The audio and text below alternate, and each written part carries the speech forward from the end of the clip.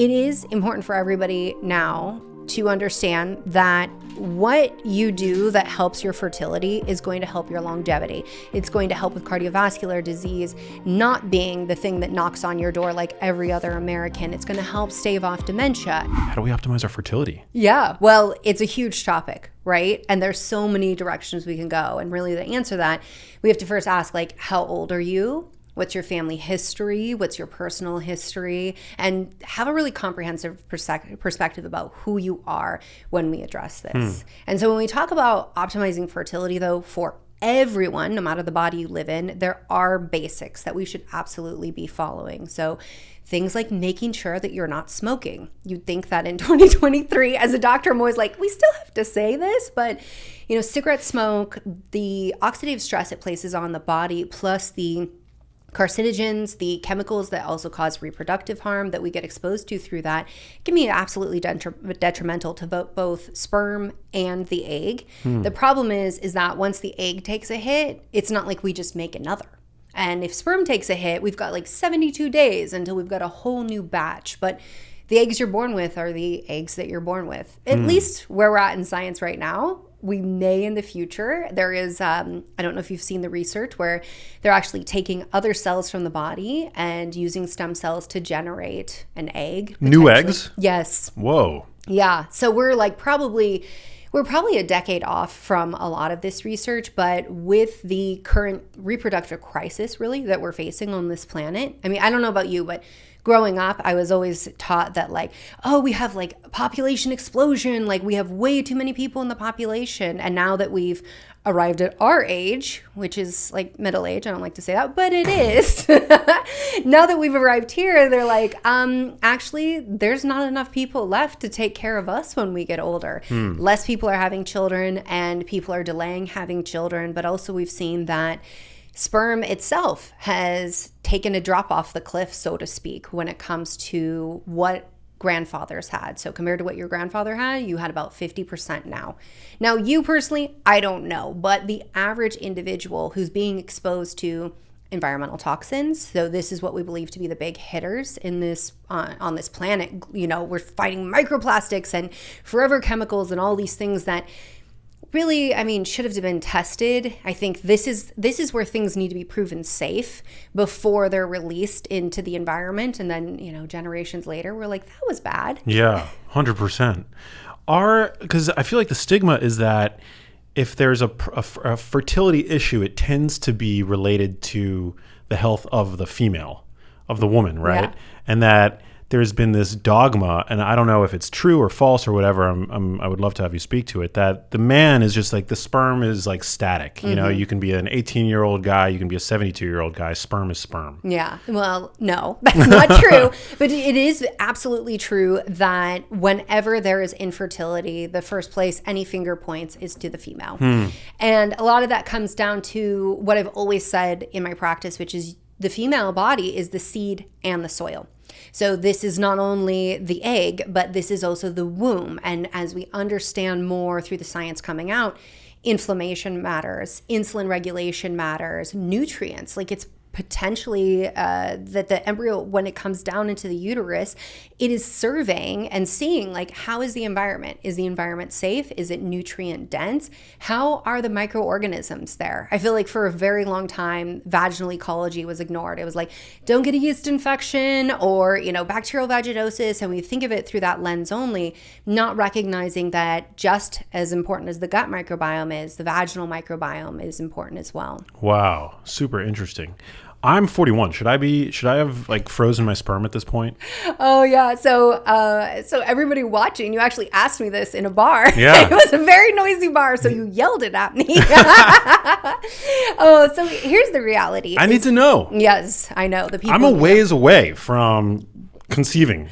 Okay, so, let me just everybody take a moment to recognize Max's privilege, yes. Okay? Because I'm 42 and I can't say that, and you're 41 and you're yeah, I'll do it when I'm ready. Well, the thing is, I feel like I'm in the prime of my life. I feel healthier than I've ever felt, but is 45-year-old sperm going to be as high quality as 41-year-old sperm? My hypothesis would be that the answer is no. Well, let's definitely talk about that, and I do want to just that point you just made, like, isn't it crazy? Like, when I was 16, I was like, God, 30 is so old. And now that I'm in my 40s, I'm like, I feel incredible. Yeah. So I actually had my first child in my early 30s, my second child at 40. That pregnancy was way easier. Conceived naturally, felt my best, Whoa. like 4-hour delivery. Don't recommend, that's like really intense, but it was nice to get it done with. And I was like, wow, I just feel so incredible. And I think that's important for people to recognize that, you know, when you look at, do you remember the Golden Girls? Yeah. Yeah, like one of them was like around our age, and like, didn't they seem so much older? Yes. So that's why people will say like, oh, 40 is the new 30. I think it's because we understand better how to take care of ourselves. In generations, we've taken better care of ourselves. So that is, of course, going to impact your fertility. Now, in your 40s, it's not generally recommended whatsoever for men to go and freeze their sperm. However, we do have to recognize that over time, sperm is also going to decline. So back to that, point the finger at the woman. It's always been like, your eggs are old. Like, going through IVF, we can talk about that. I hear this like every time I talk to my doctor about how my eggs are old. I hacked it. I got tips. So I hear this all the time, like, your eggs are old. And yet we know now about a phenomenon of DNA fragmentation. So it's not just about how well do your sperm move, the motility, like, do they go in the right direction? Or are they just like spinning in circles in the corner? We also know it's not just about the number of sperm. And we have for a very long time looked at like motility, morphology, right? We don't want like double-headed sperm. That's no good. Or if their tails are morphed. And we've looked at those parameters, but we're now starting to understand that DNA fragmentation plays a role in the embryo, so embryological development and the ability to have a quality embryo. So I think what most people don't realize is that miscarriages are incredibly common. In fact, its estimates are around 50% of pregnancies can end in miscarriage. It goes up and it's higher once you're past 35. And that is not all just because of the egg. It is also because of the environment, but it's also because of sperm quality as well. Now, the good news is, so I am your friend, so I know that you're working out, how you're eating, you have a protein shake right here, ready to go. Your boy takes care of himself. Yeah, so these types of things can impact sperm greatly. In addition to that, when we look at DNA fragmentation, the things that are used to help mitigate that are really things that I recommend that people are doing anyway. So bringing in CoQ10, having vitamin E. So CoQ10 and vitamin E are great for both egg and sperm, but also for the uterine lining as well. So these are antioxidants. CoQ10 declines as we age. And one of the best sources is actually going to come from organ meat, but how many of your friends and family are chowing down on like beef heart? Yeah, not many. Not many. And so this is a place where supplementation can be helpful. Nutrients as well, like zinc. You know, what's the best food sources of zinc? Animal source foods. Animal sources. I know vegans will come for us. You can eat your pumpkin seeds too, friends. And I'm a proponent of the practice of seed cycling for women as well and eating pumpkin seeds. But you are going to get the best amount of minerals and nutrient-dense foods when you're consuming an omnivore diet. Well, yeah, there was that study a couple years ago that looked at the fertility or sperm quality of Loma Linda Seventh-day Adventists, which is considered one of the blue zones. Yeah. You know, so they're rigorously vegetarian. Yep. They adhere to this vegetarian diet. And it's one of those communities that's hailed for having exceptionally a long-lived population. But if you actually looked at the fertility of the men, they had like really terrible sperm quality. Yeah. So do you know how Loma Linda and Seventh-day Adventists got roped into the blue zones? No. So the U.S. was like, y'all are making blue zones. We have to have one. And Whoa. so that was a big reason. And I say this, my family is Seventh-day Adventists. So, I didn't know that. Yeah. And so they do, I'm always like, oh, you know, like as my in-laws are getting older and my research having been in sarcopenic obesity, I'm like, guys, okay, just supplement with branched chain amino acids. So, you know, but for people listening, leucine, isoleucine, and valine, these are so potent in helping us maintain our muscle mass. You're only going to find them in animal foods or you're going to have to supplement. And that's always the thing that I'm like, the trade-off, right, is that if you're not going to eat animals and you're not going to consume that, whatever the reason is, like respect your choices, but also like how much are you having to supplement and how many bottles and how much more does this generate in the environment to have, is it offsetting the effects of that? But I would say to your point about if you measure a population and you say, oh, they're healthy, but they have subfertility, their markers are not optimal, how healthy are they really? Because fertility is a sign of vitality. For anybody listening, know that's not a judgment of you. And yes, as women age, it's not like we fall off a cliff at 35. That's a big myth, okay? As somebody who got pregnant naturally and at 40, it's not that our fertility just falls off a cliff. And there are lots of women who can get pregnant in their early 40s. But at one point, you are going to phase out of that time in your life, which is kind of crazy when you think about how long we're living now and yet how menopause is still coming around the same time for us. Yeah. Your average woman now that lives to, say, 90 or even 100 is spending half their lives in the postmenopausal state. Yeah. Isn't that crazy though? Wow. And so there are researchers who are looking at this because they're like, the ovaries shouldn't be aging at this rate. Like, why are the ovaries not evolving and like getting it together? And that's the big question. And so there are researchers who are now looking at how do we extend our reproductive years? And it isn't from just the perspective of like, let's extend reproductive years just so we can have babies as long as we want. It's that we know that once those ovaries stop with their estrogen production, you're not ovulating, so you're not getting progesterone. Our risk of Alzheimer's, dementia, anxiety, depression, all of these, all cause mortality, really. I mean, we're at higher risk of dying from cardiovascular issues. This all comes creeping in on us. And so if we can actually extend those years, there may be benefits to that. Are there any natural ways to continue to kick the can down the road as a woman ages? It's so tricky because, we've seen so much of medicine go the way of like epigenetics, and yet fertility is very much the genetics. Like that's what they talk about, is that no, genetically speaking, it's all programmed. And that is something that research is starting to challenge. I personally, as I started, making my own fertility protocols, I have no problem getting pregnant. I have been pregnant 4 times in the last year. Anytime I try, I get pregnant immediately. The issue is with the division of cells not going as planned. And so the embryos, which it could be because of egg quality, and it shouldn't be because of sperm quality. We've tested all of that. And I have my husband choking down so many supplements. He was very proud of his sperm. As you know, we've met people like that.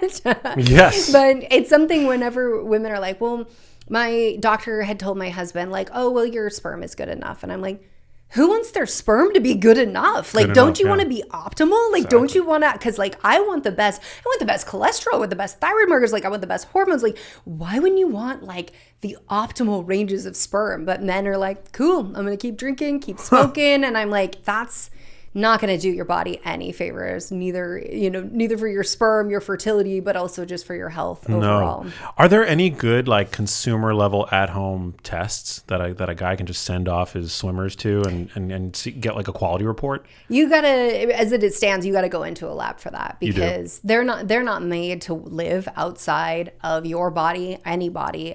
There's once they get inside the hostile environment, which is a female body, like they have. They're more alkaline. So semen's more alkaline to protect against the pH, but they have maybe 5 days that they can live in there. And that is in part because the female body is actually nurturing and keeping the sperm alive. So you've got to go into a clinic. It's the super awkward dry rub that has to happen because you can't use lube either. It's something that I always have to explain to people, that I'm like, they're gonna listen, just so you know, you can't use lube. And they're like, what? Why? Because you can't have any contamination, you can't have anything in there. Wow, super interesting.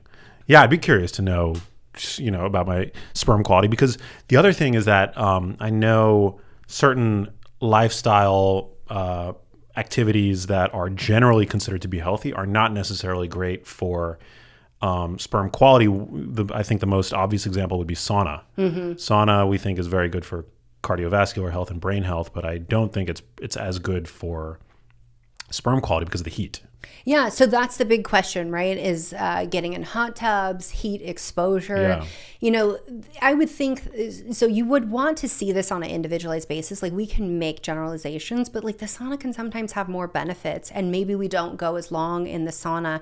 Something that I get more concerned about is like a laptop sitting on your lap, because not only is that generating heat, but we're also seeing that, you know, EMFs can play a role in all of this. And as I was saying before, I don't think I finished my thought, is that a lot of what I pulled from with protocols was from longevity research. So looking at people like David Sinclair, looking at people who are like doing this research, and I'm like, you know, I brought in NAD, so I did IV NAD. Well, we were in London. I take NMN, which is the precursor to it as well. And I do red light therapy, near infrared light therapy over my ovaries. I do it over my endocrine glands. So my ovaries, so everybody knows your kidneys, they're in the back, your adrenal glands sit on the top, over my thyroid. And so I'll do it over those areas as well. These are things that my fertility doctor was like, you know, there's really no evidence. It's probably not going to have an impact. And I'm like, well, what's the worst that's going to happen? I'm going to be healthier.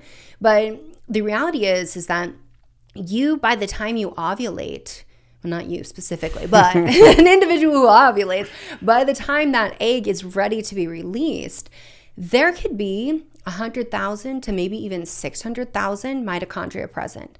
And that's a huge concentration. So we always talk about, from the longevity perspective, right? Like concentrated mitochondria in the brain, concentrated mitochondria in the thighs corresponds to like better brain health. But we don't talk about how the ovaries are so dense in mitochondria. And so from my perspective, rather than waiting for research to be like, yes, this definitely impacts fertility, I'm like, look, if we know mitochondria are absolutely essential to the function of follicular development, to the egg quality, to sperm, without, you know, the sperm having that mitochondrial support as well, they can't be healthy. Why wouldn't we do everything we can to support the mitochondria itself? You know, other things that are surprising when it comes to a woman's fertility that I've also always leveraged with patients and leveraged myself is melatonin.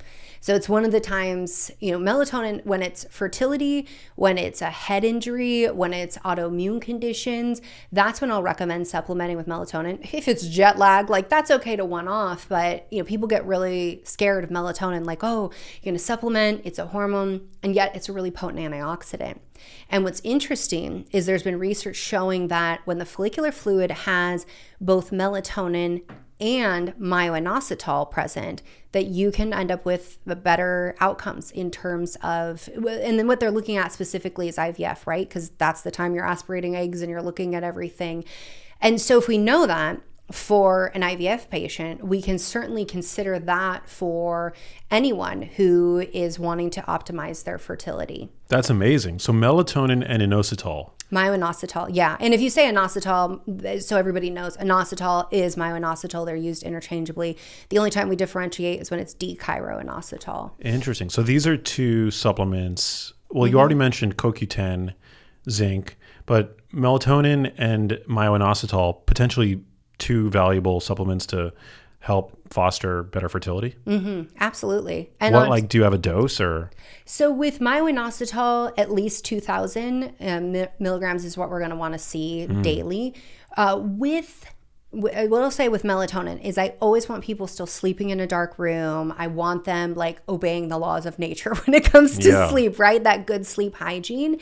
And then we want to look at, some of the studies have used 3 milligrams. Some studies have said we should go higher. The problem with going higher with melatonin is then we actually risk sleep disturbance due to nightmares. So people can have really vivid dreams.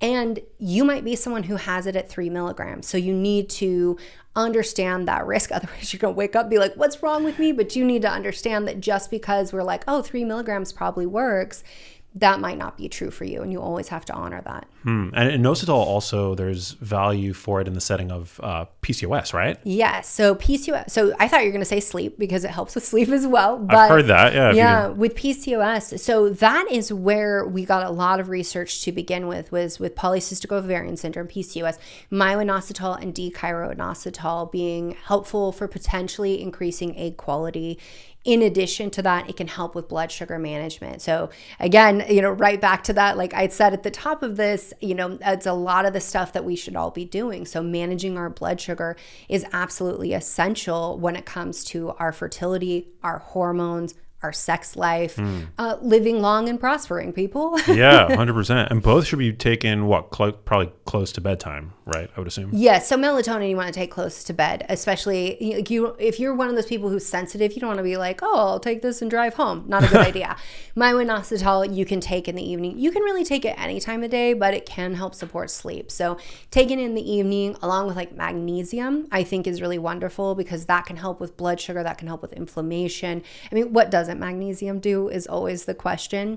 So looking at, having your little sleep cocktail so that you can get really restful sleep, and then knowing that these things will help support fertility as well. So it all just comes back to making sure that you are in your healthiest state. Mm-hmm. Yeah, this is something that I literally consulted with my doctor yesterday before I got on a plane, and he said to me, he's like, you're really lucky at your age. Not a lot of women have the numbers that you have, and like the fact that like we were able to get so many eggs and do all these things. And I said to him, I hate this about fertility is that they're like, we're evidence-based. Then they're like, it's luck. It's the, numbers game, this, that. I'm like, oh, it feels like, you want to be in more control, right? But it just feels like we're just so far out from the science really understanding things that it's frustrating. And I said to him, we can thank my 20-something self, like who was getting a degree in nutrition and decided to read the research and eat 6 to 9 servings of vegetables a day. And like when I look back in my lifetime, it's not luck when I have been very careful about endocrine disruptors for over a decade, when I have been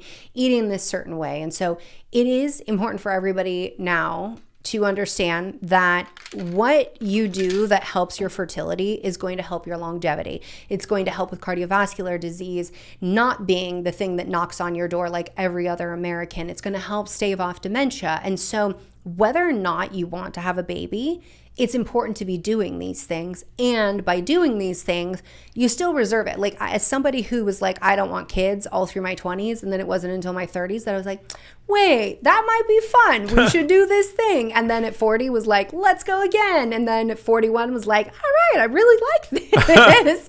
Only to be like smacked with secondary infertility and be like, oh man. Oh, man. What is that, secondary infertility? So that's when you've been able to get pregnant, have a baby, and now you can't anymore, which at 42, it is likely due to just egg quality. And so at that point, at my age, it's about 25% chance of having a viable pregnancy because of the eggs. And so the reason I went IVF is because rather than maybe they're not the best analogy, but it feels like Russian roulette of getting pregnant. Like I can get pregnant, but then my body has this like super womb that hangs on to everything. And so then it's like, I'll know the baby's not viable at 6 to 8 weeks. And then come like 10 to 12 weeks, I finally miscarry. And so knowing that kept happening and being like, wow, I'm losing like 3 months at a time. I'm like, let's go in, let's take the eggs, let's make embryos, let's test them, and let's see which embryo is viable and so doesn't have any chromosomal abnormalities. And once we are over 35, the risk of chromosomal abnormalities increases and it only gets worse in your 40s.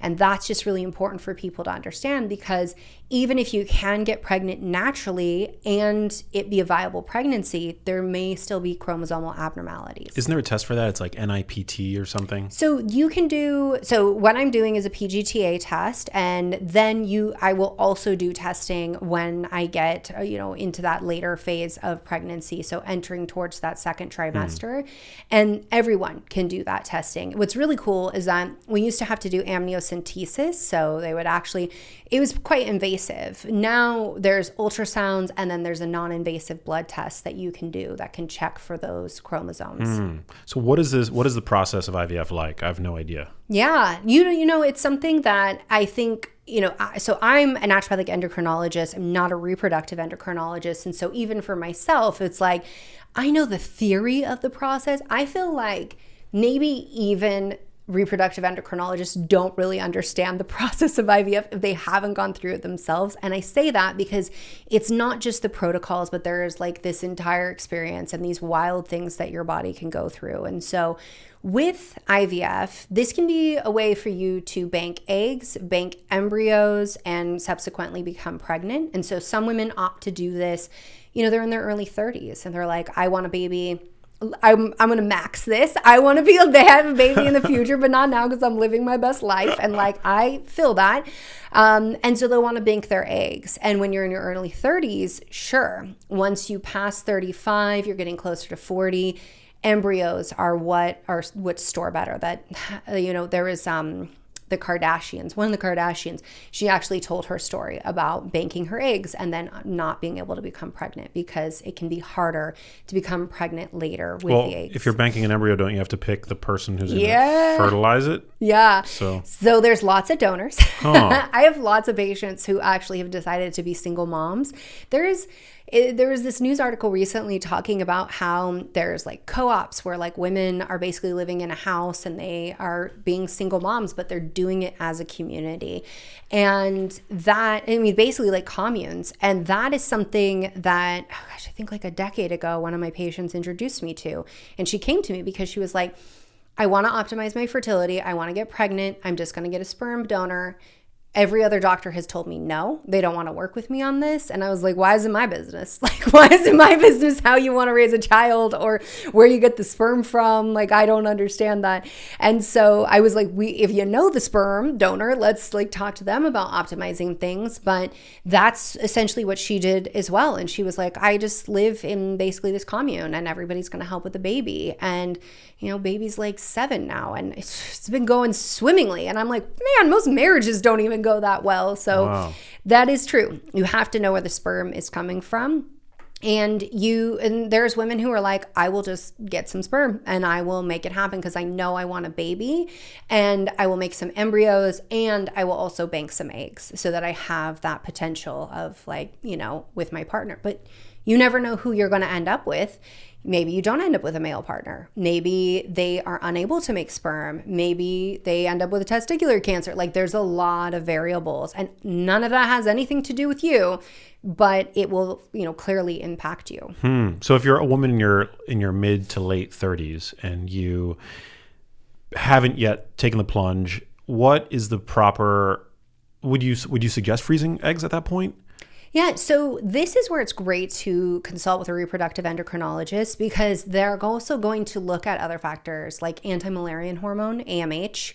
And that? Yeah, so that is what, it first came out and people were like, every sitcom was like, oh, this tells you, you're basically when you're going to go into menopause and if you're going to be able to get pregnant. It's really used for, one, diagnosing PCOS.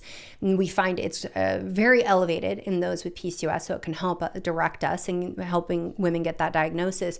But it is also something as well that can guide IVF. And so that is really its utility. So if you're going to go into IVF, you're going to meet with a reproductive endocrinologist. If you are someone who's even thinking about having a baby and you're 35 or older, definitely just get in with a reproductive endocrinologist, get all your screening labs, make sure that like you understand from an individualized perspective what's going to be the best steps for you. And so what they'll do is about day 2 of your period, they'll do an ultrasound. They will look at how many follicles do you have. So potential eggs you're going to get 1 egg per cycle. The older you get, the more likely you could get 2 eggs per cycle because of follicle stimulating hormone. FSH, it comes from the brain. And as we advance in perimenopause, the brain starts screaming at the ovaries to do its job. And so sometimes the ovaries get scared, so to speak. They're like, all right, take 2 eggs. But for the most part, it's going to be 1 egg. And so, but there will be all these follicles that are potential eggs. Is there higher like rates of like, or risk of twins at that, like the older the female? Yep. Yeah. Wow. So you see higher risk of twins with that. And then IVF certain ways. So sometimes There are doctors who put 2 PGTA positive embryos in there, positive, normal, I should say, so euploid embryos in the womb. We know those are gonna probably stick. There's about a 50% chance of twins there. There are women who do what are called fresh transfers, so they don't get them tested. They have the eggs harvested, they put them together with sperm, usually through a process called ICSI, which is basically selecting the sperm and putting them into the egg, which is said to have better outcomes. We've been doing that. I still am like, what happened to the good old days of in the back of the car, kind of making a baby action? And so some people will still instead elect for, just putting the sperm to egg together and letting them find each other and making that happen.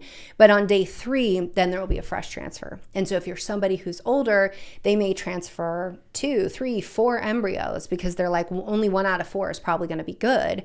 And there might be 2 good ones. And so then you end up with twins. There's also a process called hatching where they get the embryo and they basically start to take off this zone on the outside that thins it just slightly so that can help with implantation. And when that happens, there's a potential that it splits and that there could be twins as well. What if you don't want twins? Yeah, so that's the thing. I don't want twins. I'm tiny. Like, me in real life. Yeah. I am not a big person. And so I'm like, I have a long torso, but no. Like, here's the other thing.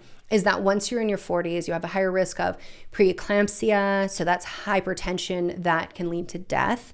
It's very scary, very life-threatening. You also have a higher risk. Just basically, let me say, if you have twins, you're at higher risk for everything that you have in a 40-something-year-old pregnancy. I will tell everybody you can have a 40-something-year-old pregnancy and be totally fine. Like, a lot of times when we look at these studies, I want people to understand that studies have a lot of limitations. Like, who's going to be in this study? Like, I wouldn't want to be in a study. That's a lot of work. Like, I don't want to have to deal with that. So there's just the selection criteria of who goes into study. But also when I look at a study and they're like, oh, they just picked people in America and they came in the study. I'm like, well, we know what the average American's diet, access to healthcare has been like. Most people have sedentary lifestyles. So when you look at all of those being contributing factors to things like gestational diabetes, to hypertension, to preterm labor, to all of these risk factors, we have to take that into account. So I think it's important because it can get really scary when you go to Google. But what I will say is that when you look at the research, it can be very scary if you have twins because the chance that you're going to end up in a C-section, which I feel like sometimes it's so flippant in women's medicine. It's like, oh, it's a C-section and they gave you 8 weeks off of work. You must be good. When in reality, it's a major surgery. It is a major, major surgery that really we should be giving women a couple years off and physical therapy and all these things to recover from. So higher risk of C-section, higher risk of preterm birth. And so we know, with preterm birth, there can be a lot of issues. And one being the lungs aren't developed. And now your baby's sit in NICU. So there is a lot of risk to having a twin pregnancy. And that's why I wouldn't want one. That's why most doctors are like, if we have a PGTA euploid embryo, it's got the right number of chromosomes, we are only implanting one, which is going to have about a 65% chance of taking. And this is something where I will say Chinese medicine really shines. So acupuncture, they talk about keeping the womb warm, and you got to wear socks. So keeping your feet warm is how you keep the womb warm, and anything to increase blood flow. So I've leveraged lymphatic drainage a lot through my treatments. It's why I haven't had a lot of bloating. And it's why I think, the days of my egg retrieval, I walk 25 minutes to the clinic and have no problems. The very first round of egg retrieval, I could barely even walk after 9 days of having the hormones. Why? Oh, because the drugs they give you. Because your ovaries feel like you have 2 bowling balls in your body. Whoa. Yeah. And so the drugs that they're giving you, these are essentially brain hormones that stimulate the ovaries to I love, there is a doctor, she goes by the egg whisperer, and she always says, I'm saving eggs. And I love that she says that because it's such a great way to think about it. So as I said, on that day 2, they're going to test your FSH, LH, estradiol. They're going to look at your ovaries with an ultrasound. So we've got all these potential eggs, but you're only going to ovulate one. What IVF does is says, let's take all of these to the finish line. And so all of these that would have just dissolved and went to nothing, you take to the finish line, And you're going to do that by injecting yourself daily. That's going to happen for like 10 to 12 days. And then you're going to do a trigger shot. And when you do the trigger shot, about 36 hours later, you go into the clinic. You are put under, you're sedated. It is very painful if you weren't. I can talk about that in a second, but that is when they actually go in, they go through the vagina, it's ultrasound guided, and they take a needle into the ovary, and they pull out an egg and a bit of the fluid that's in there as well. So the needle goes up the vag, through the cervix. Sir, up the vag. Through the cervix. No, not through the cervix, not through the uterus. So through the vaginal wall. Oh, through the wall. Yeah. Interesting. Yeah. And then it loops back around and somehow. Well, it doesn't have to loop. I feel like we have to get a diagram, right? Yeah. Because it's like your ovaries are actually like here and here, and so you only have to go at an angle to capture those. Yeah. And then following that, you have a recovery period. My first time, I didn't feel great for like 3 or 4 days. My second time, I didn't even skip a beat because I had it so dialed in.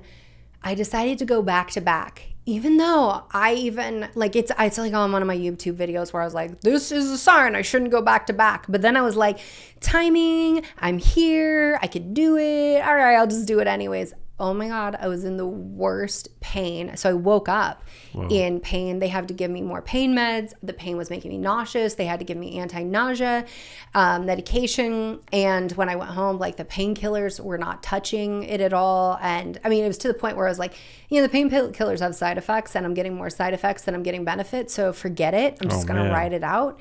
And I think that is because going back to back, there was so much inflammation that I didn't give my body like time to resolve. Wow. What was that hormone? Anti-Müllerian hormone? Yeah, AMH is what it goes by. Yeah. Super interesting. What is that again? So AMH, we had talked about it from the PCOS perspective. I don't think I got to the point of, it's telling us basically about ovarian reserve. So like if the ovaries are your savings account of eggs, like how much do you have to be spending in out of your checkbook every month that we're going to be pulling from? So with that, AMH, I think it's really important for people to understand. It's not anti-Müllerian hormone, right? Like not malaria. No, no, MU, Müllerian hormone. I was confused. But no, lots of people do type that in. It's like a top Google search, anti-malaria hormone. And I'm like, I wish there was a hormone that could help with malaria, but we're not there yet. Right. So with that, it's basically just telling you how many eggs do you got in the savings account. And that is useful for IVF because if you have an AMH that is low, then you might not be a good candidate for IVF. Or your doctor might want to bring in like human growth hormone, or some countries and some clinics, so the US and Spain are two, they're experimenting with actually injecting the, so have you heard of PRP? Yeah. Platelet-rich plasma, injecting the ovaries with that to help with getting basically the potential to live up to its potential. Whoa. So that's why your doctor will want to look at an AMH. If you have, if you are somebody that's like in your 20s, 30s, 40s, like I have on my website an article all about AMH. I have several actually, and I have tables in there so you can see like what is the reference range. So like with PCOS, we'll see it like above 4. We'll see that AMH quite high. And so sometimes people are like, oh, that means I have great reserve. And it's like, well, hold up. With PCOS and IVF, you're probably going to get a lot of eggs, but the quality is going to be low. And you're going to be at a higher risk for something called ovarian hyperstimulation syndrome, which is horrible. You put on weight quickly, so you might just put on 5 to 10 pounds within a couple of days because of all the water. And so back to like things that can help, and we talked about protein being so important. This is where I'm like, tread carefully with IVF if you're vegan and haven't been tracking your protein, because we have to have that protein to keep fluids where they belong, and so they're not leaking out.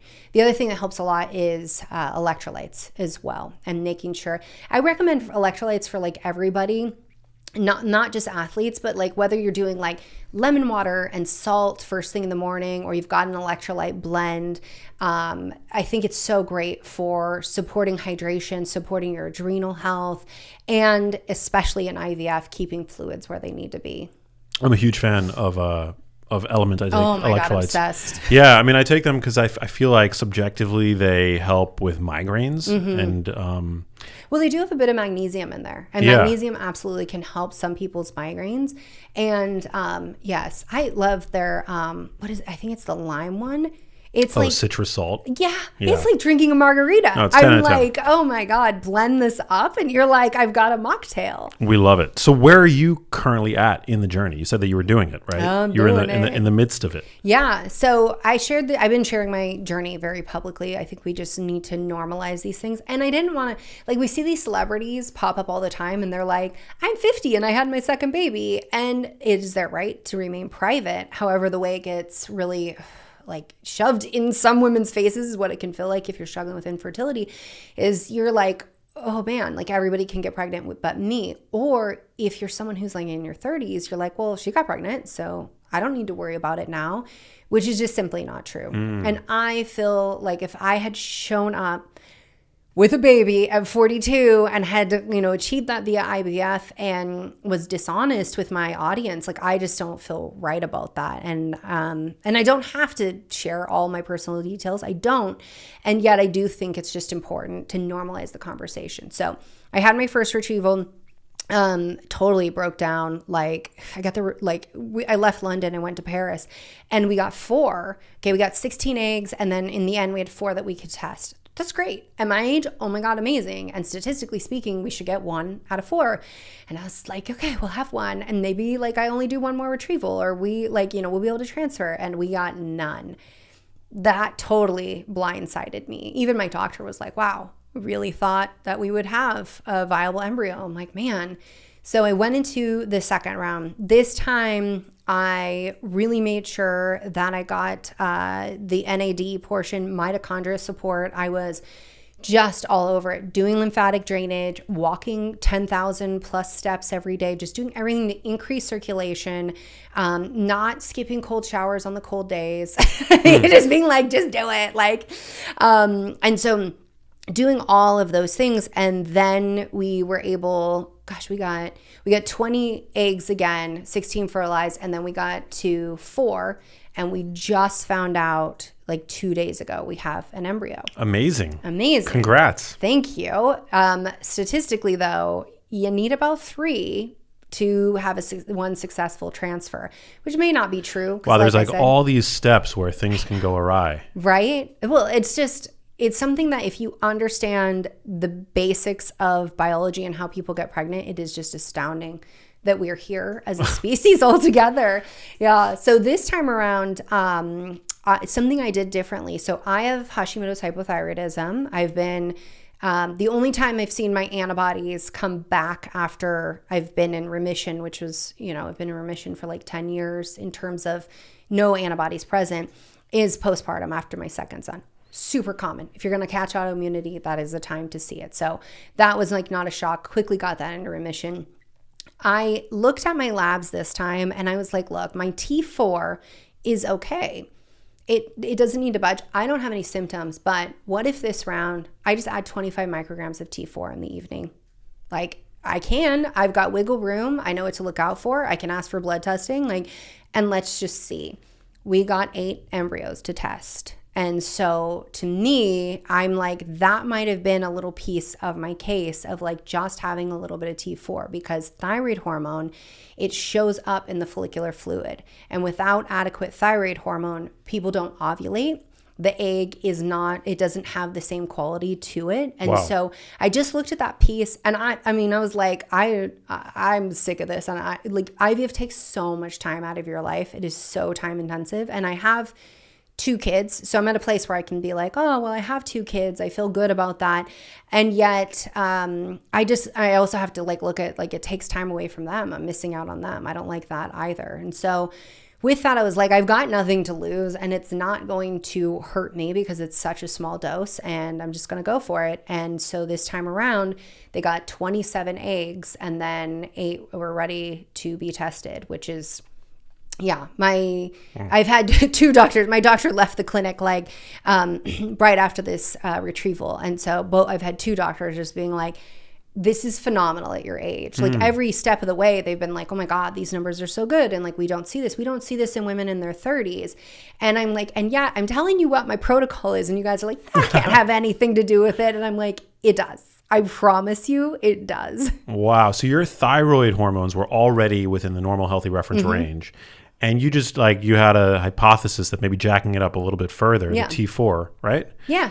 Would help. And it did? Yeah. It appears that it did, right? We can't, no one tested my follicular fluid, right? For thyroid hormone and showed that, but it is the thing that I changed. And it's so hard because the scientist in me is always like, just change one thing and see how it turns out. But then IVF is expensive. And also when you want a baby in your arms, it was yesterday, not all of this time that it's taken. And so, but I can say that this time around, that was the one thing that I changed. Because I was like, I am literally doing everything that I can be doing. And so that was the thing that changed. Do they still get that? It's like desiccated pig thyroid, yeah, right? So that's what I take. Is I take a what is some people know it as a natural desiccated thyroid hormone, or some people know as a pig thyroid, because that's what it is essentially. The advantage of that is that contains T1, T2, T3, T4. And so the common drug that is prescribed is levothyroxine. Synthroid, right? Yes. So that's the brand name, and that's only T4. That's what I added to this protocol is I was like, you're already on natural desiccated thyroid hormone. Let me just bump up. 25 micrograms is nothing for people who are listening. It's very, very little. But with that, what's interesting is that with the thyroid hormone, the natural desiccated containing T2, is for a very long time, medicine was like, T2 doesn't do anything. We don't need it. And yet now there has been research coming out showing that it's involved in our metabolism, in our liver, in brown adipose tissue, and it is in the ovaries as well. And it's involved in the mitochondrial health. And so that is something where I'm like, as a physician, it's interesting to me because we, for a long time, haven't known why do some people just feel so much better when they're on natural desiccated thyroid hormone. And yet, if we give them synthetic T4 and synthetic T3, which these are still, we say synthetic because they're not coming from an animal, but they're still bioidentical for all intents and purposes. And so why is it I could give you levothyroxine or Synthroid and Cytomel and you don't feel better, but I could give you something like Armor or NP thyroid or Nature-Throid, and you're like, I feel so much better. And so it really begs the question, especially as we see one of the common symptoms is brain fog.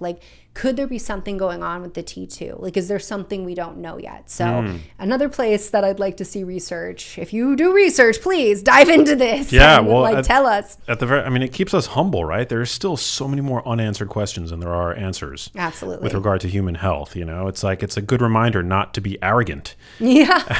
As so many seem to be these days in all realms of the human experience, right? I feel like the anthem of medicine should be Kendrick Lamar's "Be Humble." That's just what they should play and be sit down, be humble, because we've got a lot of learning to do. So true. What about healthy body fat percentages for men and for women? I know it's a much bigger deal for women, right? Absolutely. With regard to fertility. Yeah. So I think we maybe even talked about this in our previous interview together, but the female body is very sensitive to the environment. And so if fat stores are going down, whether that's rapidly or you're getting below 18% body fat, there is a risk that you will lose your period. And why did you lose your period? Because you lost the ability to ovulate. And it's not because your body's bad. It's because your body's hold up. Baby would be a bad idea when I don't got enough food, when I'm super stressed out, when the environment is sending danger signals. So we see this in functional hypothalamic amenorrhea. That is where calories in and calories out are not matching. This is why telling women eat less, move more is really dangerous, especially because if you've got an endocrine disorder, you could make that worse. You could essentially, tank someone's health and their mental health as well. I think a lot of doctors are responsible for eating disorders because of that mantra and because of weight stigma and fat shaming that happens. In fact, the new PCOS guidelines came out and said what myself and so many doctors who actually pay attention have said, and that is that every woman with PCOS should get lifestyle, nutrition, and exercise information as part of this, not just metformin, not just birth control, but a very holistic approach to it. And then they address the fact that there's also a lot of weight stigmatization, and that happens a lot for women overall. And when we talk about fertility, there absolutely are studies that show that with an increased BMI, which I think we've talked, I don't like the BMI. I think it's pretty worthless. But it is what researchers are like just trying to measure. Why I say it's worthless is because it's made for your body and not mine. And so it's like, it's another place where medicine's like, we have the, white male body, and like, I just fit women into that. Every woman just fit in, and it doesn't work that way. And so what researchers do find is that with an increased BMI, which I would hypothesize is, these studies haven't necessarily done this, but is an increased waist to hip ratio. And so what is that? More visceral adiposity. Because if you've got a big booty, we're not really worrying about a lot of these risks. If you've got fat packing around your organs, even if you're thin, then we can see that there's increased inflammation, insulin disruption, a lot of hormone issues. And then, of course, the cardiovascular issues can come up. But what the research has shown is that as the BMI creeps up, there is increased risk of, miscarriage. There's more infertility rates, IVF maybe not being successful. But, the answer isn't always just to say, you just need to lose weight, which is sometimes what happens, in fertility clinics, but also just in clinics altogether, definitely happens. But with women who are struggling with fertility, they'll just say, oh, just lose weight. But maybe the reason why her weight is up is because she's actually hypothyroid. You're not going to get pregnant or be able to maintain a pregnancy if you're significantly hypothyroid. It may be that she has polycystic ovarian syndrome. So, that's going to be at the crux of that are these anovulatory cycles. You don't ovulate regularly. So, of course, she's going to struggle being able to get pregnant. And so when we look at it, there's the research, and then we have to look at the individual who is in front of us and ask the question, why? Is their weight actually the problem? Is their weight the symptom of the actual problem? But obesity is not healthy, right? But also there are obviously other considerations, like where are you carrying the weight? Yeah. So it's like both ends of the spectrum. I mean, you can be underweight and that's not good for you, and you can be overweight and that's not good for you. Yeah. And that's something that I don't know if we talked about it last time I was here talking about, is this normal? In my book, I talk about how it's not about how you look. Like, I cannot look at you and know your health status. I can certainly, there's going to be someone who's like a physical therapist and be like, I can. That might be true because you can see dysfunction, but I can't look at you and know what your hormones are. I can take a guess. Like, there are definitely times that, I see somebody and I will be like, whenever I see somebody, it's like 80 degrees, they have a scarf on, they have a down jacket. I'm like, okay, you're probably hypothyroid, right? You're freezing cold. Or I see a woman who has very, very thin legs, but a very round upper body. I start thinking, okay, this might be a PCOS picture. So these are things that, can lead us to a hypothesis, but we have to test it. We have to measure it. We have to check it out. And I have seen people who look fit, who have some of the worst cardiometabolic markers. Their CRP marker of inflammation is up. Their cholesterol is looking awful. I've seen this, and then I have seen people that the average physician would look at and be like, oh God, they're so unhealthy. And then when you measure their blood work, you're like, you look really good on paper, friend. Like, this looks really good. And you talk to them about their life and they're like, yeah, I lift weights like 4 to 5 times a week. Like, I'm doing all of this stuff. You talk to them about their diet. And there are people that have heavier body sets. And so we can't just look at, somebody and say absolutely what is going on. And I think it's also really dangerous when we just look at somebody and assume rather than testing. I think this is where it's like we just have to universally address all bodies the same, from the sense of, I have to work you up. I have to ask all the questions. I have to test you because I can't see inside of you. Yeah. I couldn't agree more. In terms of like would you say that body fat, the BMI is pretty useless, but like a body fat percentage, is that something that you can offer maybe like a range? Well, what's interesting is that the hip to waist ratio, so measuring your waist, measuring your hips, dividing by your hips, that's been shown to be very beneficial in the research to know. And if we can have you like 0.8, like below 0.8 or at 0.8, we know that you are much lower risk. And so that's something that somebody, because getting a body fat waist to hip ratio. Yeah. So that basically indicates the level of visceral adiposity. Yes. Compared to your butt size, pretty much. So you might be like, oh, I gained 60 pounds, through like, IVF and pregnancy, that's not an uncommon story because of the hormones and everything that happens.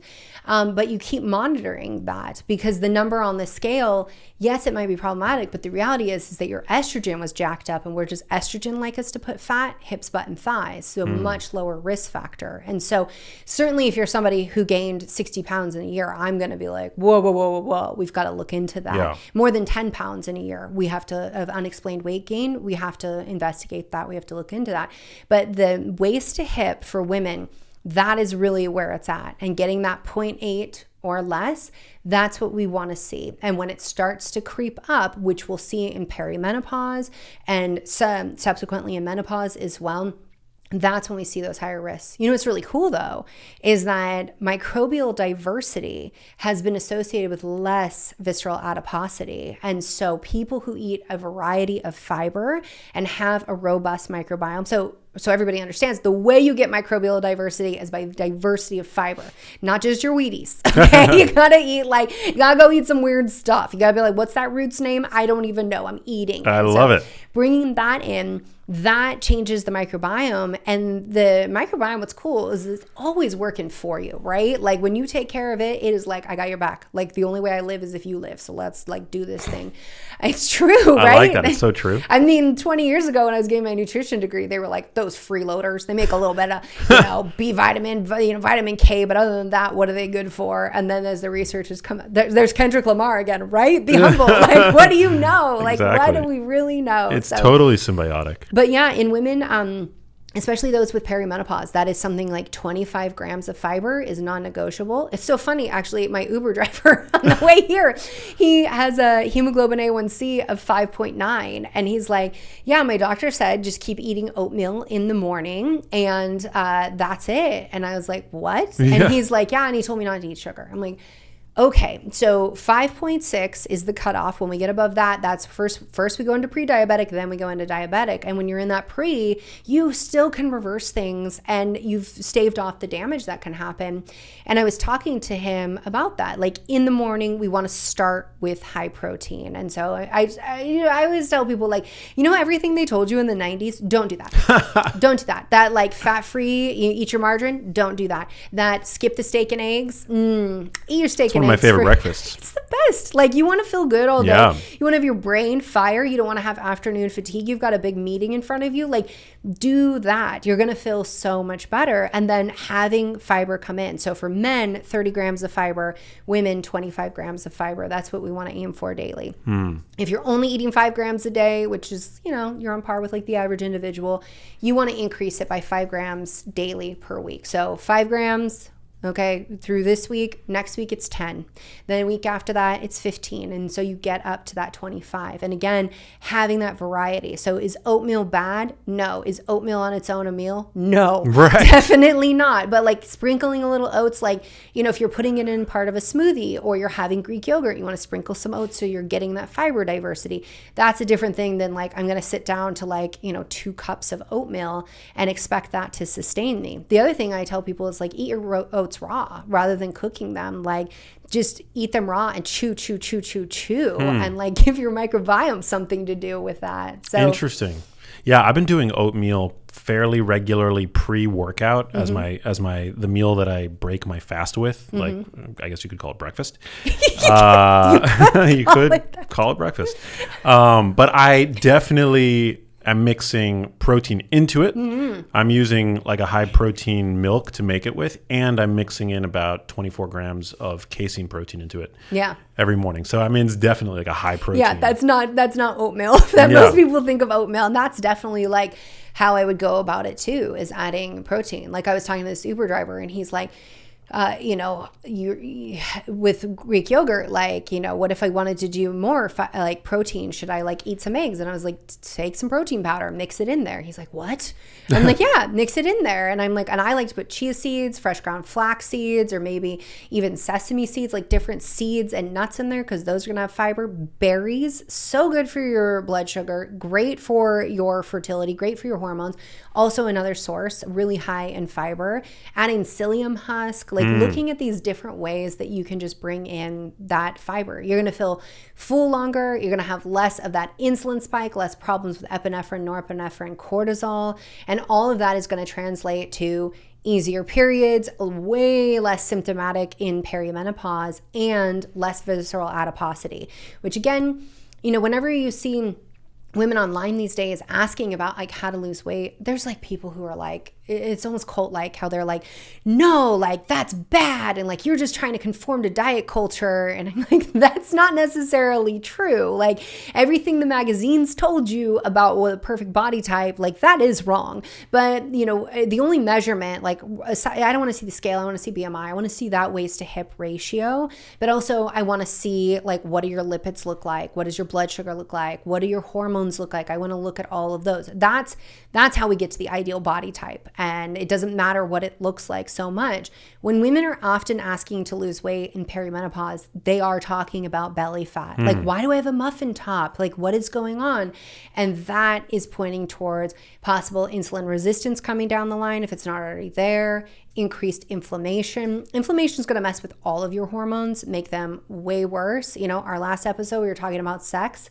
You want to have bad sex? Like, mess around with your cardiometabolic health. Like, that's the answer. So true. Also, chronic stress, right? Yeah. Correct me if I'm wrong, but that can promote that apple-shaped body type. Yeah. And that's so in Is This Normal? I actually put a whole diagram about stress and sleep and the negative impact they have, because I feel like, I've presented at so many medical conferences, and I would talk about it, and doctors would be like, yeah, but my patients, like I tell them not to stress, and I tell them not, that they got to sleep. And when I actually started showing these diagrams that I then prettied up actually and put in the book, people really started to get it. And seeing how stress is impacting your inflammation, how stress alone can disrupt your thyroid function and disrupt your ovarian function, looking at how sleep is going to increase inflammation. Chronic sleep deprivation, which if you're a parent, I'm sorry, I'm there too. I totally understand that. But if you are like a night shift worker who's essential, right? Absolutely essential to our entire population being able to thrive, you're at higher risk of cancer, you're at higher risk of diabetes, infertility, and the list goes on because of that sleep disruption. Yeah, it's such a big problem. We have, I think there's something like 4 times, it's been a while since I've written about this, but 4 times the number of cortisol receptors in your visceral adipocytes. So you're the fat cells that surround your vital organs as compared to subcutaneous fat. So they're literally like, when you're living in a state of chronic stress, chronically elevated cortisol, which is not a bad hormone, but it is the stress hormone, or one of the stress hormones, then it's basically telling those visceral adipocytes to just suck up the excess of calories. Yeah, well, and it depends on like what the stressors are as well. Again, if we go back to eat less, move more, like why do we gain weight? Why do some people gain weight when that happens? Because that's the signal, and the body has to protect you. And so these mechanisms are not in place because your body's just like, you know what, Cosmo told you to do what? We're not doing that. It's to protect you. And as you talk about the elevations in cortisol, we also see that cortisol being elevated can result in brain death. Like that brain cell death. And, back in the day, because we already told our age, it was like, this is your brain on drugs, right? The eggs frying and any questions. And they told us like, once your brain cells are gone, like you're never getting them back. And like and we're now understanding that actually there's neuroplasticity. So if you are someone who's been under chronic stress, if you're somebody who's identified with anything that would be, considered negative from this interview, there's coming back from all of this. Like the body is so resilient, and that's what I think is just amazing. It is amazing. The whole thing about like big butts, there's this like, we're going to Sir Mix-a-Lot. From in the field of psychology, like we know that men typically historically have found big butts attractive, right? And you're saying that it correlates to higher levels of estrogen, maybe higher fertility. Yeah, there is that potential there. It is really interesting. So, depending on your body type, you will either have a tuchus or you won't. Right? That depends on genetics as well. It's very interesting because, that actually lends itself to like part of the problem with BMI and all of that is that because, who typically has like a bigger butt, bigger thighs? It's going to be Black women, Latinas. Like I have literally made jokes at medical conferences on stage of like, yeah, I'm a Latina. I have like a big butt. Like that's what happens. Like that's what I was gifted with in this world. But that is actually protective. And so it is potentially that, the other thing is like going through puberty, like your hips spread. There's these other attributions that signal that you are a potential mate. So, if you don't have a big booty and you're watching this, it doesn't mean you're infertile. I just want to be clear about that. Although according to Queen, fat bottom girls make the rockin' world go round. Oh, this is true. And that track is now being canceled. Apparently, what? They're pulling it out of. There's some everything gets canceled. I know, because it's not as well. I think it's very body positive, but it's apparently too raunchy for this platform that their greatest hits are going to go on. I think it's like a platform that's kind of geared towards kids. I don't know, but then you have like Cardi B and like WAP, and like nobody said anything about those songs, right? Like it doesn't make any sense, but. That's just the world we live in, I guess. That's so interesting. But now I'm like, I have to go actually listen to all of those lyrics. Because these were definitely songs that like my parents were listening to when I was growing up. Yeah, I mean. They still hit. Like, they're good songs, right? In terms of like getting the feelings. But then you're always like, wait, what did it actually say? What are the lyrics? Yeah, I mean, I'm too young to have had like an organic appreciation for Queen growing up. But when I saw the movie with Rami Malek, I was like, I'm in. Like, yeah.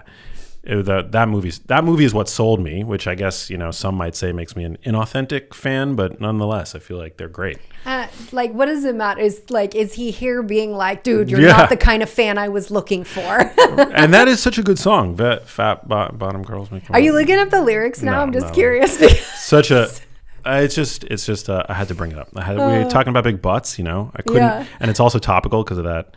The fact that it's now being canceled. Well, I mean, if it is, for a children's, but I'm also trying to think of other Queen songs of like, "We Will Rock You." I'm pretty sure, and we are like, isn't there things in there that are questionable? Queen is the shit. Okay, so I want to ask you some questions that I got from my incredible Instagram audience. So I told my peeps on the gram that I had you coming in. You've got a ton of fans that follow me, and so we have a ton of questions for you, but we can just kind of like do this more rapid fire style, I guess. So the first question comes from 50 Shades of J13. Stop! Yeah. Oh my God, that's a great handle. Who asks, is the keeping your phone in your pocket actually bad? Do we know anything about that? We actually had a conversation about that in a bar too. We did? Oh yeah, we did. Yeah, we did. We covered a lot of ground. I know, in that London bar. Yeah. That London pub. Oh man. Post health optimization yes, summit. So there is research showing that keeping your phone in your pocket is problematic. And if you are a woman, there's been studies showing, so some will slip it into their sports bra while they work out, potential for cancer development. And so these EMFs, like they are around us all the time. And so we have to think about like we are constantly exposed, but if there is repetitive exposure isolated to a small area, that has the potential to cause harm. Wow. Good to know. And for men? Oh, I'm yelling at my husband all the time about it. Interesting. My phone's in my pocket all the time. Yeah, yeah. Like sometimes I'll be watching like Netflix on the couch. My phone is like literally in my lap. Like, and I think to myself, man, maybe I should change this behavior if I ever aspire to have kids. But I don't know. Like I have no idea, right? Like if it was really that bad for my fertility, like I would think Apple would have pulled the product, right? Yeah. So there is Nick is a friend of mine that I actually interviewed at the Health Optimization Summit. He was the one that was in the conversation with us. He has a book called The Non-Tinfoil Hat Approach, I believe it is, to EMFs. And so there's a lot of people who are like, EMFs are bad, like, live in a Faraday cage and just stay in your house forever. And he's like, look, they're here, they're around us all the time. How do we mitigate risk? So he says, take your cell phone out of your pocket is one of the tips. For women, they have like EMF blankets that I will travel with and I actually put over my lap while I'm traveling. So when you're up in the air, I mean, that's a lot of exposure that's happening. Yeah. But just to like protect the ovaries, and again, that doesn't always have to be a fertility approach. That's also because that's where you make hormones and you want your hormones for as long as possible. But would you say that that's like that this is like one of the big rocks, or it's more about like if you had, because we only have so much attention and so much anxiety that we can place on, our fertility. Is it Like where would you rank this in the hierarchy of things to be concerned about? I think start making it a habit. I wouldn't, I wouldn't panic about it, but start making it a habit that if you're not out of the house, right? Okay, so I was just traveling in Europe with my husband, and I'm like, get your cell phone out of your pocket. And he's like, okay, so I get a man bag and now I'm putting it by my heart. And I'm like, oi, okay, yeah, I see your point. And he's like, I don't want to get pickpocketed. And I'm like, okay, like you do the best you can in the moment with what you have. I wouldn't be panicking about it, but it's just an easy practice. So you get home, take your cell phone out, have a bowl by the door. Cell phone comes out, keys come out, like you just have everything comes out. Then if you need your cell phone, it's already a habit. You pick it up and you move it with you rather than leaving it in your pocket. I like that. Kristen asks, is dairy always a no for PCOS? Is there a dairy? Is there a Yeah. So dairy in women with PCOS through the mechanism of IGF-1, insulin-like growth factor 1, that can affect acne. It also can be involved with insulin and testosterone, and so it can lead to acne in some women with PCOS. This is not going to be true for everyone with PCOS. And it could be something where it's like, I can't have milk, but I do fine with like a Greek yogurt or hard cheese. And so I really am always cautious with like across the board, like, oh yes, everybody, if you have this, like all of this is bad. You have to ask the question, what's true for you? Yeah, makes total sense. And hard dairy is great, or hard cheese has like very low lactose. It goes so hard. Yeah, it goes hard in the paint. Here's a good one. Susie MCA7 asks, postpartum recovery advice. Oh, I actually wrote my first book called Healing Your Body Naturally After Childbirth. Whoa. Yeah. And that book talks a lot about, the different parts of like healing your vagina. But I go into depth on adrenal and thyroid health. When you're talking about hormones, women are always like, how do I take care of my hormones postpartum? It's all about your adrenals and all about your thyroid. And so I also talk about postpartum thyroiditis, which estimates are anywhere from about 1 in 12 women worldwide will develop this. It's an autoimmune condition that affects the thyroid, and it's associated with pregnant women, and it looks a lot like postpartum depression. It looks a lot like just losing your milk spontaneously, and so it might get missed. Very interesting. What's the name of that book, just so people can go Healing Your Body Naturally After Childbirth. Got it. Love it. Ways to Andrea asks, well, there's 2 questions here about progesterone. So Andrea asks, ways to increase progesterone, please. And then Anna, progesterone and workouts. Okay. I don't know. Yeah. Okay. I think I know where Anna's going. Okay. So firstly, why is your progesterone low? The only way to progesterone is through ovulation. If you're not ovulating regularly, we have to figure out why. We have to address that. Is it hypothyroidism? Is it PCOS? That's what we need to look at. If what you're finding is that after you ovulate, you're not getting to 10 days in a luteal phase. So you count from ovulation until your period comes, and you are experiencing symptoms of PMS and feeling like insomnia, feeling like you're crying really easily, feeling really irritable, having anxiety. We look at things like vitamin C, vitamin B6, an herb called Vitex or chase tree berry, and hanging out with friends. And so community can actually be really beneficial to your progesterone levels. I talk about that and more and give all the dosages on progesterone in Is This Normal? Because it is such a common issue. And what does progesterone do for those who don't? It's amazing. It makes you feel really chill, calm. Unless you're neurodivergent, then it might lead to PMDD and you feel depressed and anxious, and that's no good. But in the average person, you are feeling good. It also helps with fertility as well. So that's when women usually get talked to about it.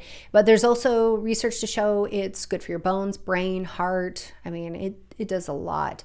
For the piece on exercise, it's likely, so when you get into the luteal phase, your caloric needs can go up by 5 to 10%. So progesterone is going to increase your body temperature, but there's also an interplay with insulin that can make you less sensitive. It's just mildly. But you need more calories, you're burning more calories, you're hungrier. There's a lot of people who will say, oh, well, if you're in your luteal phase, like you can't do intense workouts. You know, there's all these like you shoulds and you shouldn't. And I just laugh because I'm like, the US soccer team, like the girl who won and kicked the winning goal, she started her period the next day. Like you can do anything at any point of your menstrual cycle. But what you just need to understand is you might be more tired. You might find that because your body temperature is up, that you're like, I just am getting fatigued easier. I can't push as hard, because your body's going to be like, we're too hot, calm down. And so if you know that, mitigate. Make sure you're wearing moisture wicking clothes. If you're going to be like in a spin class, try to get the seat by the fan so that you're getting the fan on you. And make sure you're staying plenty hydrated, because that's going to have a huge impact. And electrolytes, back to our electrolytes. I love it. Leah Naomi 24 asks, what are the long-term fertility effects of birth control? So when it comes to birth control, there haven't been any studies showing conclusively that there's any negative impact to the current methods that we have to fertility. And so I talk about this in Beyond the Pill, which is my second book. We're covering all the books here. Yeah. So I talk about this. And one of the things that happens with birth control is that we use it to It makes you choose the wrong partner, right? Well, it can. Yeah, I have a section in that book where I'm like, I'm not saying the pill's the reason for your bad boyfriend, but it could be. Yeah, so with that though, we see that the birth control pill depletes CoQ10. I already told you that's important for fertility. So is it that it directly causes infertility? No, but you may need to supplement with CoQ10 while you're on it. But the big reason is, so yeah, maybe we choose the wrong partner and then we're not matched up in terms of like the MHC complex and our genetics to make babies together. But the other thing is that we use it to space pregnancy. And when we start, or space pregnancy or delay pregnancy, when we start it, we're usually in our early teens, and the doctor says, you can get pregnant anytime you have sex, be scared, run around, clutch your pearls, and that as soon as you come off, you can get pregnant. Which might be true at 16, but at 36, that may not be true. And so you may be thinking, I want a baby at 38, and you come off the pill at 38, and then you find that you can't get pregnant. And there's a lot of people that would be like, well, the pill must have done that. No, it's really common at 38. Or what is also very common is the pill is used to treat symptoms of conditions like PCOS, endometriosis, hypothyroidism. We know those can lead to infertility. Endometriosis and PCOS are the big leaders in infertility. And if you're using a medication that masks that delays someone's diagnosis of that, then what are we going to be left with? Somebody who now at 35 plus wants to have a baby, except their endometriosis had been progressing. Now they have adhesions, or their PCOS, like they suffered anovulatory dysfunction that entire time. You put them on the pill to fix their period, except a period is the result of an ovulatory cycle. A bleed on the pill is just a pill bleed, albeit sometimes necessary so that someone with PCOS doesn't get endometrial hyperplasia that can lead to endometrial cancer. However, if she wanted to have a baby and she came in and said that first, her doctor would have said, let's work you up. Let's get you over to someone else. But if you answer wrong in medicine, if your doctor says you want to have a baby, you're having all these period problems, and you say no, they're like, here's the pill, and let's talk in a decade or so when you do want to have a baby. And so with all of these variables, it's very easy to be like, the pill caused my infertility, when in reality, it was really negligence of the symptoms that you presented with, or for your provider to talk to you seriously about what you should consider. It feels like all of medicine is like, be scared of getting pregnant. And then once you try to get pregnant, you're like, wait a minute, like this is way harder than what I thought. You can only really get pregnant like 6 months out of the month. 6 days out of the month, right? I was like, six months? What's sir?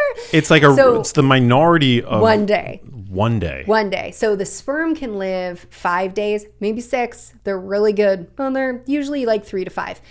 That egg has 24 hours to link up with that sperm. Whoa. And that's it. So you've got 1 day that you're fertile, but you have a fertile window, because if you capture sperm ahead of time, this, you could potentially be pregnant. This is why women will say, I got pregnant on my period. Like, that is totally possible. And what I explain is that you might still have been bleeding, because, you might bleed 3 days, but then, 4 more is just spotting. You have sex, you capture that sperm, and then you ovulate within 3 to 5 days. Now the egg and sperm have met. And then it gets even more complicated, because then that little ball of cells has to keep going, and it has to make its way. So they meet in the fallopian tube. It has to meet its way to the uterus, and then it has to implant. Whoa. You are not pregnant until implantation occurs. So you are fertilized, you have fertilized your egg, but you have to implant because it's once the embryo basically chews its way into the uterine lining, Jeez. which is why you have some cramping and spotting sometimes. It digests it with some enzymes. It releases HCG. That's what you pee on the stick to find HCG. Beta HCG is the pregnancy hormone. So you're not pregnant until there's actually been implantation. Wow. Do you work, a few people have asked, do you work with guys? You have to be really special. So no, I primarily work with women. It's only like if you come in from a referral from a patient who's like, please, please, please just like look at my husband's case or like my brother or something like that. Love it. Well, we've got definitely a lot of ladies interested in your work, which they should be. I mean, you're a wealth of knowledge, fantastic resource, obviously. A lot of questions about hormones for perimenopausal, menopausal women. Yeah. Do you have like a stance on that? HRT? Sign me up. So it is something that I always make jokes about, like, oh, my 20-year-old self, she knew so much about parenting and so much about like, you know, what she would and wouldn't do in menopause. I have been blessed by enough patients who have really like shown me the way and have allowed me to learn that, like, you know, what happens in perimenopause and what society has told us, it's just so flippant, and it's such an acceptance of like, you're just supposed to decline and become unhealthy. What is the stigma? Because I'm a guy, so I don't really know. Is it that it's not, first of all, there was this, for a long time, association with cancer. Yep. Right? Yeah. Okay, so let me just like back up and say that I was like 30 when I figured out that, like, no, perimenopause and menopause can be hell, but it doesn't have to be. So these studies that came out, we used hormone replacement therapy for close to 60 years, I think, before we ever had a randomized control trial, before they actually studied it. And then they did a bad job twice. And so we had these two really big studies, and they were trying to get asymptomatic women. And in one of these studies, they were like, we need asymptomatic women, because they'll know if they're on hormones if they have symptoms, because they're going to get better. So you can't make that blind. So there's that one problem. The other problem is that they were introducing hormones too far out, or to women who already had cardiovascular issues. What we understand is the closer we are to menopause, which is on average around 51, the more benefit there is in preventing cardiovascular disease. Oh. These studies were like, well, you know, they're in their 60s, they haven't been in menopause for over a decade, they already have cardiovascular disease, or they're smokers, or they've already got all these risk factors, let's put them on hormones and see what happens. Now, they weren't like so, you know, flippant like that, but they weren't done well, because that's not who we treat. If we are going to start hormones, it's going to be an asymptomatic individual. If they didn't have symptoms, then why would we do that? So it's going to be an asymptomatic individual, somebody who's struggling, and it's going to be happening at the tail of perimenopause as they transition into menopause in most cases. So progesterone, not progestin, the studies use progestin. We've found that's problematic, but progesterone, that's often started in perimenopause, because with perimenopause, it's the decline of our fertility, so to speak. So we're running out of eggs. We're not ovulating as regularly. I already said the way to progesterone is ovulation. And without that, we can feel a lot more anxious. This is why a lot of women in perimenopause, they end up on psych drugs, because their hormones are shifting and now they're depressed or anxious. You know, back to your point about cancer, what is really interesting is that when it comes to like depression and anxiety, when it comes to dementia, you're like twice as likely to develop that in your lifetime compared to breast cancer. But it's always been like, don't give hormones because, oh no, cancer. And yet what we find is, done right and closer to, you know, menopause, so getting it in that right age frame and starting it early to be preventative. Okay, this is not going to treat cardiovascular disease, it can prevent it. It can also help with prevention of dementia and may help with preventing cancer as well. Whoa. Yeah. This is fascinating. I know. That's why, like, people are always shocked when they're like, why would you do that? Because is menopause natural? Yes.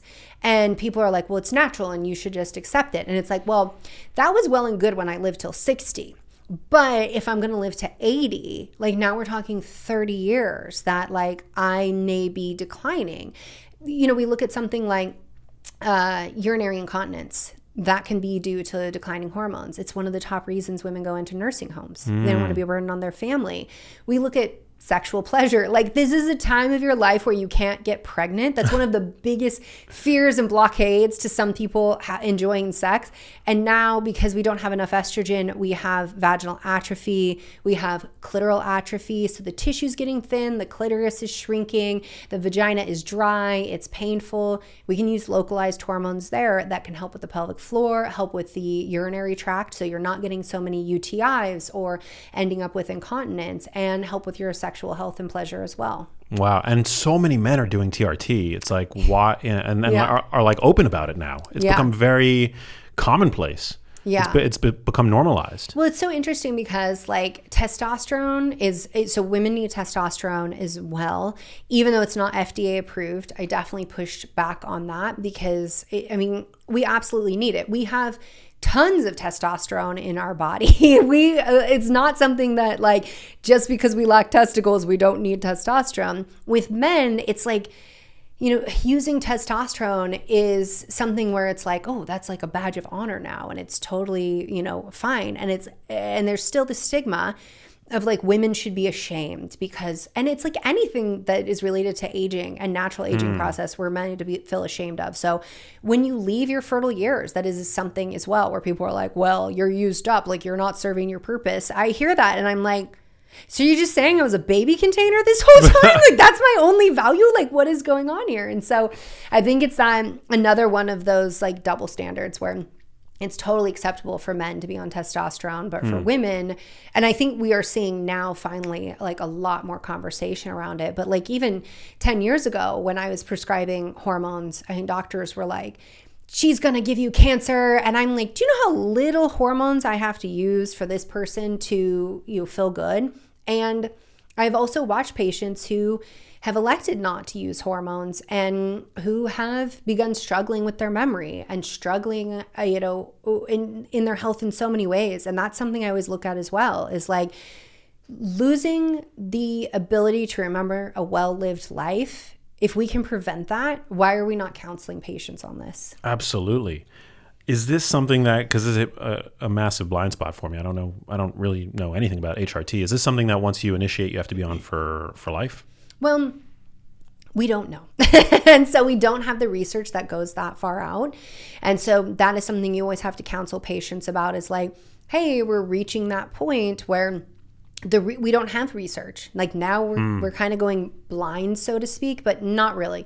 We're going blind in the sense that we don't have research, but we have lots of people with clinical experience and we have labs and we can test and we can monitor and we can see how things are going. And so once you come off, it's going to be like you were in menopause. And so some people will come off, some people will titrate down and see what's the lowest dose that gives me the benefit. Damn. Well, that's good to know.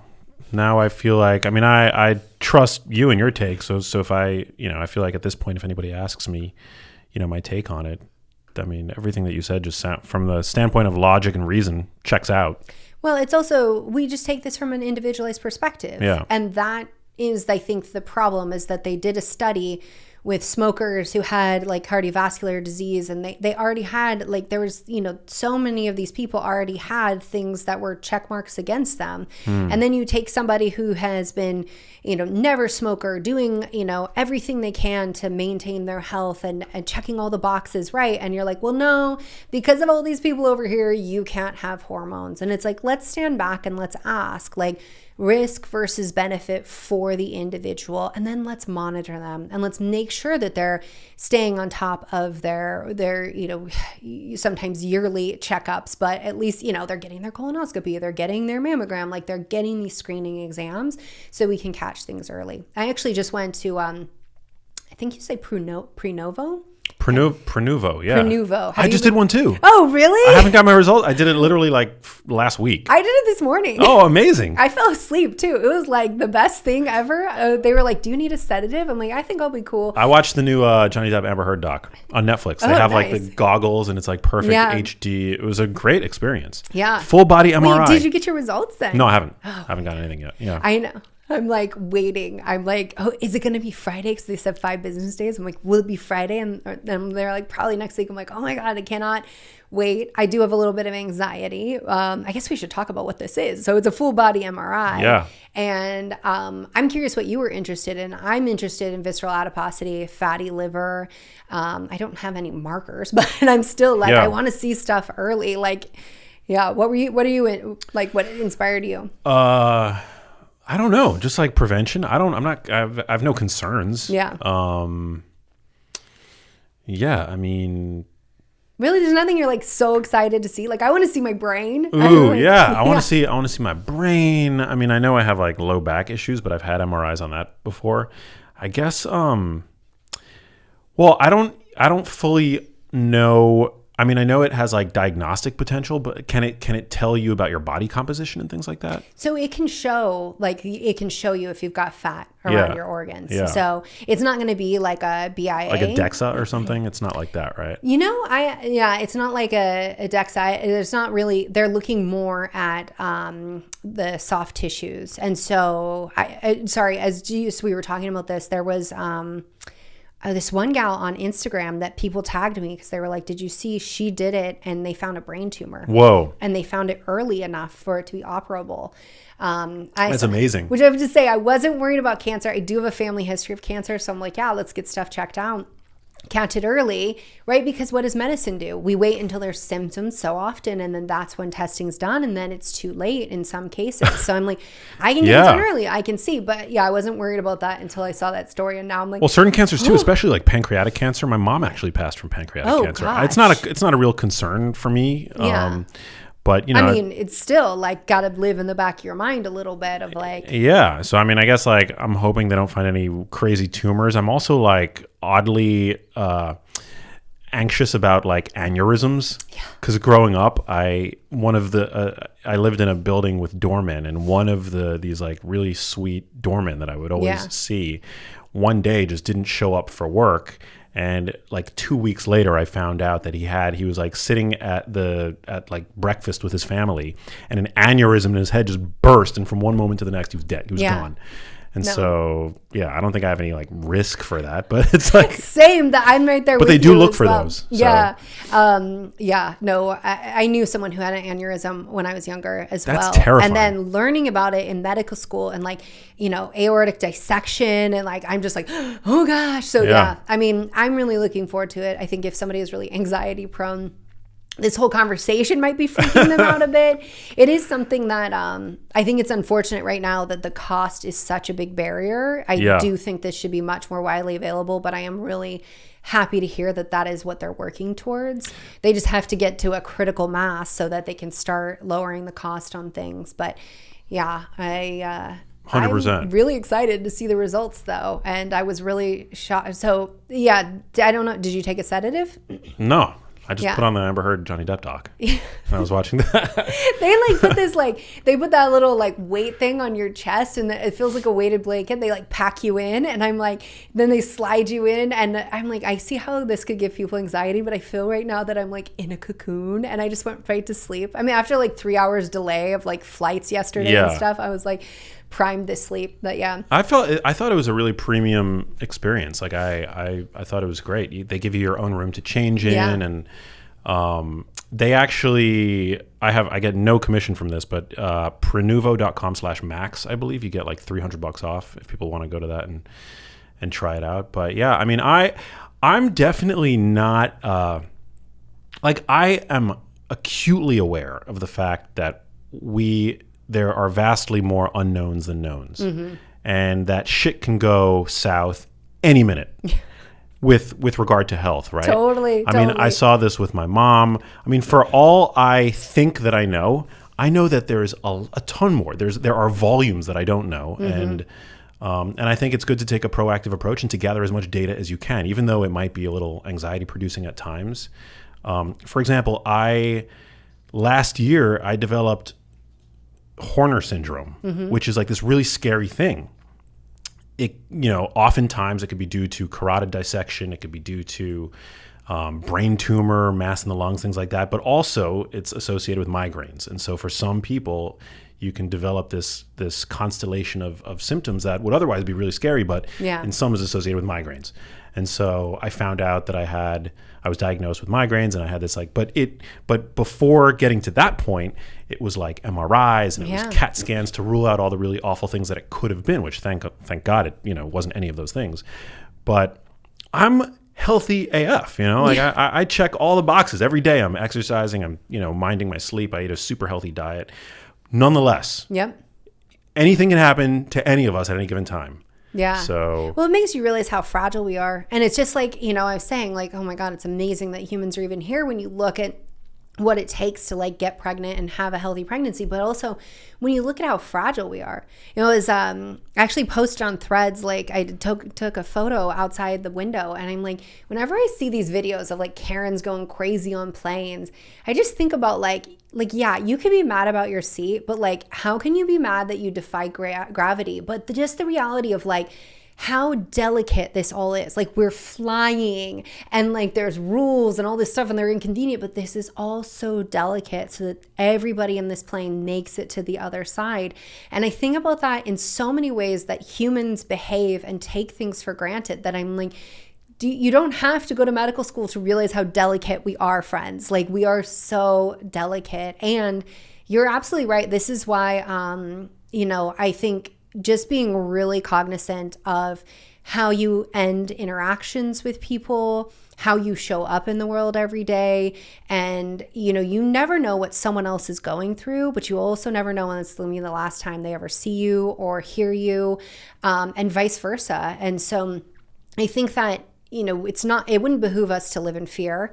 I think doing all the screening exams, being as proactive as possible, and realizing that it could be some freakish thing and a satellite could fall out of the sky, right? You can't control everything, but what you can control is the way you show up in this world, the way that people remember you, the contributions that you make. Like, there is such an impact that you can have that really, we know people in the space who are like, I'm going to live to forever. And maybe people will live forever, but like your memory can certainly live forever. The amount of arrogance that I see sometimes from even our peers in this space, it's bewildering to me. And it's actually very frustrating. And it makes me like, there's like a very strong like ick factor to it, because I feel like we're all just trying to figure this out at the same time. And yeah, some people might have like a little more knowledge than others, but at the end of the day, it's... Well, people get like really judgy too about me saying I was going through IVF. People were like, you are, doing all these toxic chemicals and toxic hormones, and me explaining that like I am giving hormones so that my ovaries produce hormones. They're like, oh, you're filling yourself full of tons of toxic estrogen. I'm like, it's my estrogen. This is actually how this works. And it makes me realize like how much misunderstanding there is. And me having to explain to people that like, I can get pregnant naturally, but having 4 miscarriages takes a toll on your mental health and on your heart and your family. And there's these things to look at. But, I think it's also too where the second someone sees somebody oh man, I was in Paris at a cafe, and this girl was like, I heard her, she's an influencer like everybody in Paris, and she's criticizing and she's being like, oh my God, do you see that woman? She's just eating croissant and coffee, and like that is so bad for her and so unhealthy, and and going off about her blood sugar. And I was like, funny thing is, there's a lot of butter. Like that's like 50% butter. Like her blood sugar is probably not going to spike as much as like you who's eating toast right now. But I'm like, I'm not going to sit here and comment on your food because like I'm just assuming you're living your best life as an adult who knows how to live it and like let you be. But also that like this idea that the only way to health is through perfection, and like there's some like blue ribbon you get when you die if you didn't use any drugs and you didn't have any interventions and you never ate the carbs or something. I'm like, look, like this, like telling the story in Paris, like take a note from the Parisians who believe that pleasure should be central to life. And like I got a lymphatic drainage massage, changed my life there. This is like how they move the lymph, which is where your immune system is traveling through your body. Your hormones are transported this way as well. Some of them, they also go through your blood. So they get around, I should say. But after IVF, I just felt like heavy and bloated and puffy. And like immediately after the treatment, like my thighs are smaller, my stomach is flatter, like all because it was just all this water weight. And the woman said to me, I was like, what should I do after the treatment to take care of myself? And she tells me, drink water, avoid birth control. She's like, that I see is just awful for you. She doesn't know who I am, what book I wrote or anything. And I'm like, okay, interesting. Yeah, I wasn't going to go hop on birth control, but cool. And then she was like, and then there is this, boulangerie right down the street. She writes down these things. I'm like, okay, I'll go get those. Like, what is this? And I go and it's like these little like brioche breads with like sugar on the outside. And she wrote pleasure and like underlined it. And she was like, you need to have pleasure. I was like, oh my God. Yes, like, lady, your prescriptions are on point. That I'm like, it just made me like really appreciate like that balance of like, you are doing healthy things, like drink water, keep moving, don't cross your legs. Like she's got all these tips for me. And then she's like, eat the brioche with sugar on it because you need to do something to like pleasurable for your body today. I'm like, okay, what a different perspective. But I feel like in the US, it is like control everything and really have, if you can control every minute aspect of your life, then somehow you get the gold medal at the end of the race. And I'm like, really, the gold medal can be achieved every single day by showing up, loving your body, taking those steps, but also like not embracing the perfection, letting it go and really just enjoying your life fully. Couldn't agree more. Hey, if you liked that video, you need to check out this one here, and I'll see you there.